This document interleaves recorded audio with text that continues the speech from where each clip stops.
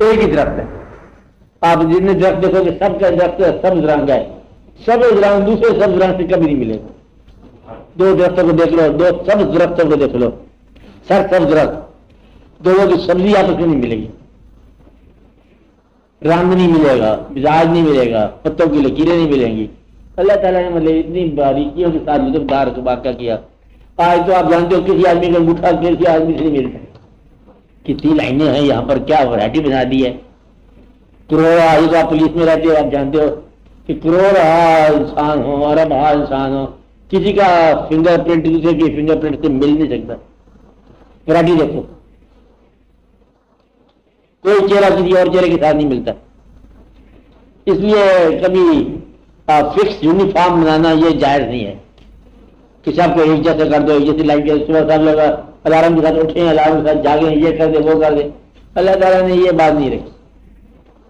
ہر آدمی کو ایک الگ الگ شخصیت کو قائم رکھنے کا حکم ہے. وہ اسلام جو شخصیت توڑتا ہے وہ نہیں ہے اسلام. اسلام کون سا ہے؟ شخصیت محفوظ رکھنا اور پھر خوشی کے ساتھ عبادت کرنا. عبادت کرو, ورنہ یہ برابر نہیں کیا اللہ تعالیٰ نے سب کو کہ سارے ایک مسجد میں نماز پڑھنے والے کچھ کے بعد سارے ایک جیسے ہو جائیں. نہیں ہوگا, کبھی بھی نہیں ہوگا. اور سب سے بڑی بات یہ ہے, برابری کا پیغام دینے والے بھی ممبر پر چڑھ کر برابری کا پیغام دیتے ہیں. برابر ہو گئے پیغام نہیں دیا جاتا. یہ راز ہے, راز یہی ہے بس کہ بخوبت کا پیغام, برابری کا پیغام بھی دینے کے لیے تھوڑا سا پلیٹ فارم پر ہونا پڑتا ہے. اور علم جو ہے نا, جس نے یہ کہا کہ ہم نے علم جالوں سے سیکھا, علم اس کے پاس ضرور تھا.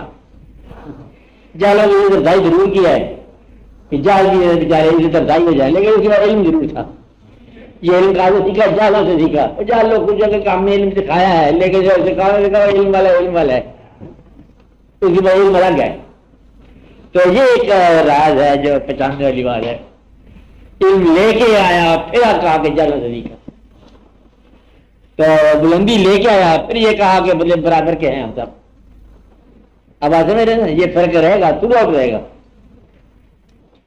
جو آدمی کہے کہ ہم سب برابر کے ہیں, تو نیچے اتر کر اسٹیج سے ہم بات کرتے ہیں, باقی کی کبھی نہیں ہوگا.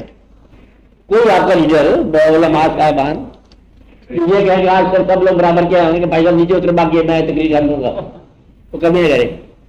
تو کمال کی بات یہ ہے کہ ایک چھوٹے سے انسان کے لیے اتنے بڑے سورج کا نظام اللہ نے بنایا, وہاں کہیں زندگی نہیں ہے. ڈر جاؤ اس بات کو سن کر کہ اتنی بڑی خلا, اتنی بڑی کائنات, سیارے ستارے اور گرم سرد سیارے ستارے, زندگی کو نہیں ہے. لے دے کہ زندگی ایسے اس انسان کے پاس ہے. اب اس انسان کے لیے اتنا بڑا بکھیڑا بنایا ہوا ہے تو کوئی بات ہے نا. اس انسان کا مجموعی طور پر احترام ہونا چاہیے.